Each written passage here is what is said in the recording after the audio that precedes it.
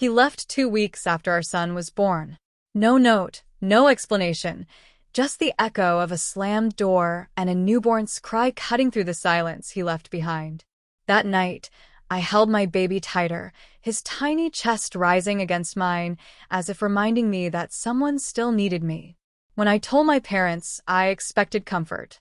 Instead, I received judgment. They said I'd brought shame to the family. And then they did something I never imagined they could. They told me to leave. So I did.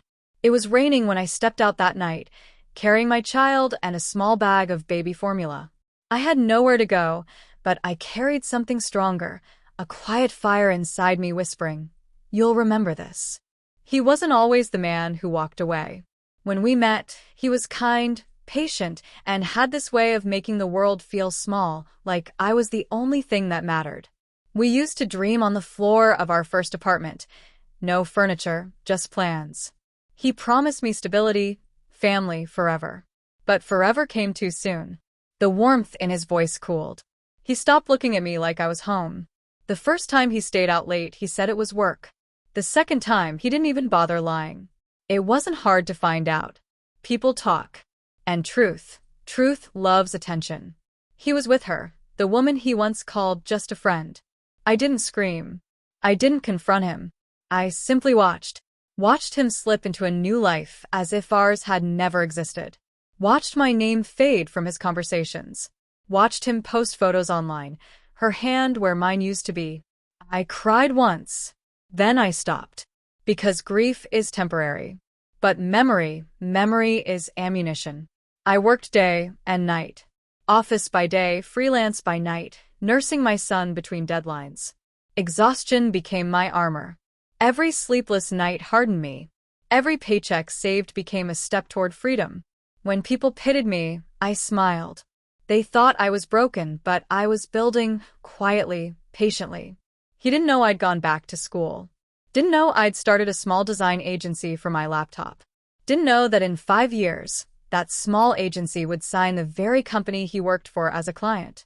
He didn't know until the day he walked into the meeting room and saw me sitting at the head of the table. I remember the look on his face, shock hidden behind politeness. He greeted me like a stranger, but his eyes flickered with panic. He was the project manager. I was the owner. I didn't need revenge in words. I had it in silence. The realization hit him. I had climbed while he stayed comfortable. I kept it professional. In every meeting, I looked him in the eye, emotionless. He stumbled through his presentations, nervous, sweating, unable to meet my gaze for long. Eventually, he made a mistake that cost his company the deal. And when I canceled the contract, I smiled, just enough for him to see it. That was enough. But life wasn't done yet. By the time my parents called, my agency had grown. My son was 7, sharp, funny, and everything good I had ever done. They said they wanted to visit. I said, of course. When they arrived, they froze at the gate. The house wasn't what they expected. Modern glass, white walls, a garden my son had planted himself.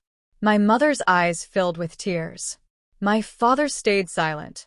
Inside, my son's laughter filled the air, bright, proud, unbroken. And then he walked in, the man who'd left us. Uninvited, awkward, carrying regret like a shadow. He'd heard of my success and wanted to make things right. He said he missed a son. I looked at him, then at the boy who didn't recognize him. I think you're mistaken, I said softly. My son already has a father. He blinked, confused. And then he walked in, my husband, the man who had raised my child as his own, strong, calm, kind. He placed a hand on my shoulder, kissed our son's head, and asked the guests if they'd like tea. The silence that followed was the sound of justice served. My parents looked between us, the family they once abandoned, now whole.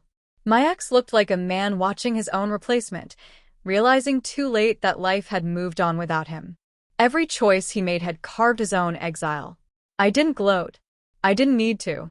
The truth was loud enough. He left soon after. My parents apologized, through tears they should have shed years ago. I forgave them, not because they deserved it, but because I did.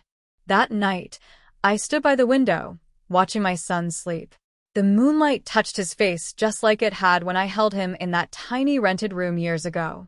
Back then, I promised him I'd build us a better life. Tonight I realized I already had. He found out who took his place. And I finally found mine.